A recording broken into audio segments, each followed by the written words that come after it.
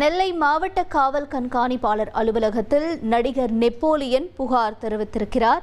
முக்கிய செய்தியாக பார்த்துக் கொண்டிருக்கிறோம். விவரங்களை செய்தியாளர் ராமசுந்தரம் வழங்கிட கேட்போம். ராமசுந்தரம், வணக்கம். நடிகர் நெப்போலியன் அவர்களுடைய புகார் தொடர்பான தகவல் என்ன? அதாவது நடிகரும் முன்னாள் மத்திய அமைச்சருமான நெப்போலியன் நெல்லை மாவட்டம் வீரநல்லூர் பகுதியில் அறக்கட்டளை மூலம் மயோபதி என்ற ஒரு மருத்துவமனை ஒன்றை நடத்தி வருகிறார். அதன் மருத்துவமனை தரப்புல தற்போது ஒரு புகார் ஒன்று அனுப்பப்பட்டிருக்கிறது. இந்த புகார்ல நெப்போலியனது மகன் தனுஷுக்கு கடந்த நவம்பர் மாதம் திருமணம் நடந்துள்ளது. அந்த திருமணம் நடந்த பின்னரிலிருந்து தனுஷ் மற்றும் அவரது மனைவி தொடர்பாக சமூக வலைதளங்கள்ல பல்வேறு அவதூறு கருத்துக்கள் பரப்பும் வகையிலும் அவரை பல்வேறு தவறான தகவல்களை சித்தரிக்கும் வகையிலும் பல்வேறு கருத்துக்கள் பதிவிட்டு பரப்புவது மனவேதனை அளிப்பதாகவும், இந்த விவகாரம் தொடர்பாக காவல்துறை தரப்புல உரிய நடவடிக்கை எடுக்க வேண்டும், தவறான தகவல்களை செய்தியாக பரப்புவோர் மீது நடவடிக்கை எடுக்க வேண்டும் என்ற குறிப்பிட்டு இந்த புகார் மனுவானது தற்போது கொடுக்கப்பட்டிருக்கிறது.